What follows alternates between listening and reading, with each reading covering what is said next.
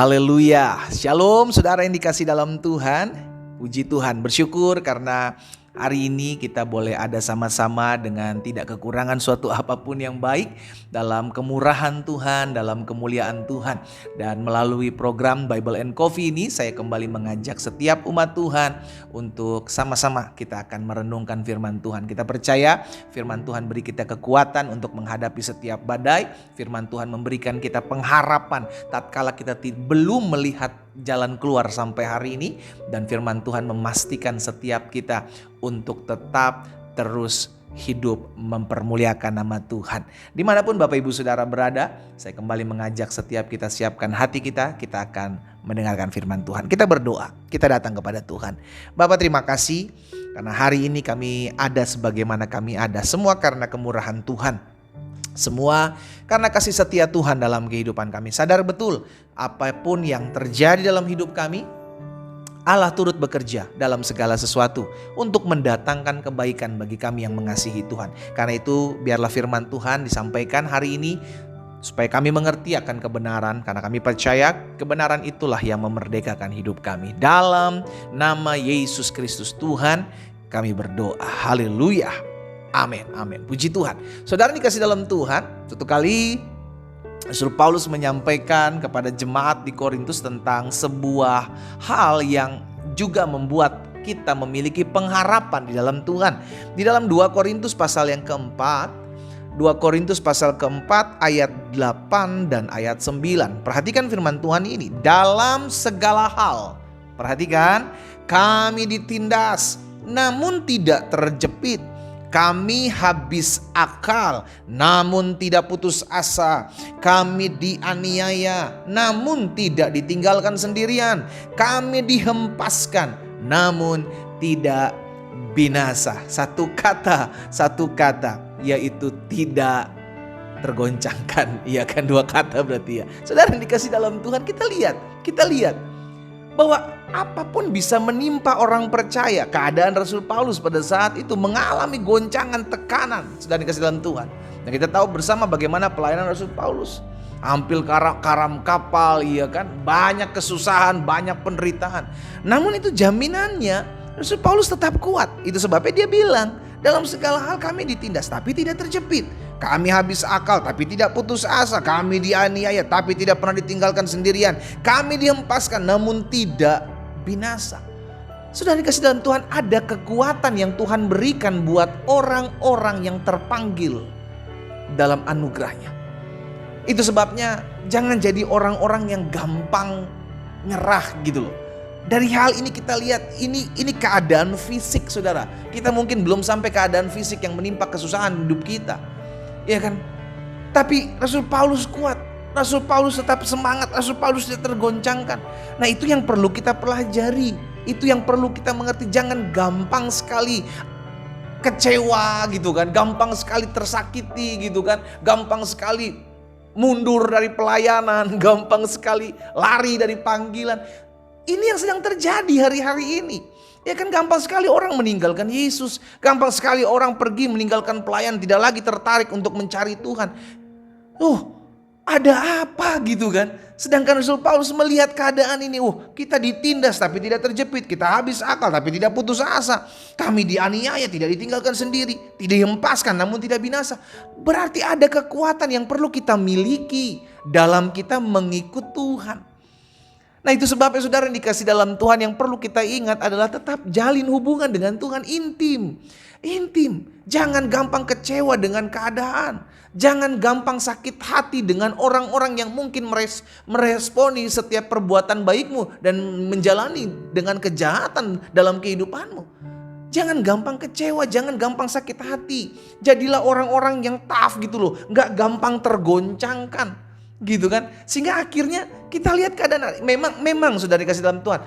Zaman akhir adalah zaman di mana semua akan diuji, ya, semua akan diuji, semua akan digoncangkan. Apa yang tidak tergoncangkan itulah yang akan tetap terus bertahan. Itu sebabnya kita perlu ketahui bagaimana caranya pendeta supaya saya tidak tergoncangkan. Yang pertama, tetap dekat dengan Tuhan.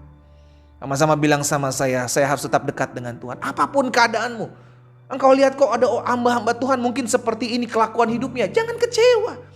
Engkau tidak fokus kepada hamba Tuhan, yang kau fokus kepada Tuhannya. Hamba Tuhan juga masih manusia. Itu sebabnya tetap fokus kepada Tuhan. Sedang dikasih dalam Tuhan, sehingga engkau tidak gampang kecewa dengan keadaan, tidak gampang kecewa dengan orang-orang yang engkau lihat sebagai orang-orang yang mungkin lebih dewasa dalam kerohanian, dalam pelayanan. Tetapi kan kalau engkau fokus kepada manusia, engkau akan kecewa. Makanya tetap dekatnya sama Tuhan. Cari Tuhan, cari wajah Tuhan. Jadi yang pertama, bagaimana kita tidak gampang tergoncangkan, tetap dekat dengan Tuhan, tetap intim dengan Tuhan. Karena kekristenan bukan hanya sekedar agama, kekristenan adalah hubungan. Ayo berhubungan terus dengan Tuhan. Tuhan beri kekuatan. Orang yang menanti-nantikan Tuhan, dia akan tetap kuat. Orang yang menanti-nantikan Tuhan, dia selalu mendapatkan kekuatan yang baru. Yang kedua, bagaimana caranya supaya kita tidak gampang tergoncangkan? Firman Tuhan katakan, orang yang mendengarkan firman Tuhan dan melakukannya. Ia diumpamakan seperti orang yang mendirikan rumah di atas batu yang kokoh. Batu karang yang kuat. Datang badai, datang banjir, datang angin ribut, rumah itu tetap kuat. Karena apa? Dibangun di atas batu yang kokoh, batu karang. Hiduplah bukan hanya sekedar tahu firman, tetapi lakukan firman. Yang kedua, orang yang tidak tergoncangkan dalam apapun yang terjadi dalam kehidupannya adalah orang yang melakukan firman Tuhan. Sama-sama bilang sama saya yuk. Sama-sama bilang, saya harus jadi pelaku firman. Kurang mantap, kurang mantap. Sama-sama bilang sama saya harus jadi pelaku firman. Ada banyak dari kita tahu banyak firman. Ada banyak dari kita di luar kepala firman Tuhan, gak inget gitu ya.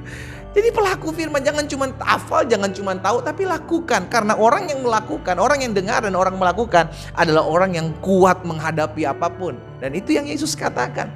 Jadi yang pertama, bagaimana orang tidak tergoncangkan dalam mengikut Tuhan. Karena hari-harinya akan digoncangkan segala sesuatu, dengar baik. Dan orang yang tidak tergoncangkan, yang pertama adalah orang yang selalu dekat dengan Tuhan, intim dengan Tuhan. Yang kedua, orang yang bukan hanya sekedar tahu firman, tetapi mau melakukan firman Tuhan. Dan yang ketiga, siapa itu orang yang tidak tergoncangkan?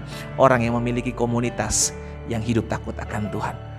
Orang-orang yang dekat denganmu akan membawa engkau masuk dalam kelakuan mereka. Pelan tapi pasti, engkau akan jadi sama dengan orang-orang di mana engkau bergaul. Kalau engkau bergaul, orang-orang dekatmu, komunitasmu adalah komunitas yang takut akan Tuhan, membangun, berdoa, merenungkan firman, bersaksi, maka engkau akan menjadi orang-orang yang kuat. Engkau tidak fokus dengan masalah, engkau tidak fokus dengan orang-orang pergumulan yang terjadi dalam kehidupanmu. Tapi engkau akan tetap fokus untuk mencari Tuhan. Kenapa? Karena atmosfer yang ada di sekelilingmu itu. Karena itu yang ketiga, perhatikan siapa orang-orang dekatmu. Kalau orang-orang dekatmu adalah orang-orang yang toksik, buru-buru jauh, cabut deh. Iya kan? Orang-orang dekatmu adalah orang-orang yang suka ngomongin kekurangan orang, buru-buru cabut deh. Orang-orang dekatmu adalah orang-orang yang gampang sekali membawa engkau jauh dari Tuhan, buru-buru cabut. Supaya engkau tidak tergoncangkan. Pastikan kita menjadi orang-orang percaya di akhir zaman yang tetap kuat di tengah badai, yang tidak gampang tergoncangkan oleh karena apapun. Kita berdoa, kita datang kepada Tuhan. Bapa, dalam nama Tuhan Yesus, hari ini kami datang bersyukur kepadamu. Kami berterima kasih karena kami tahu selama kami dekat dengan Tuhan, selama kami menjadi pelaku-pelaku firman Tuhan, dan selama kami memiliki komunitas yang takut akan Tuhan, kami akan kuat menghadapi apapun. Tidak ada masalah yang terlalu besar yang tidak dapat diselesaikan bersama dengan Tuhan. Tidak ada pergumulan yang terlalu rumit yang tidak bisa diselesaikan bersama Tuhan.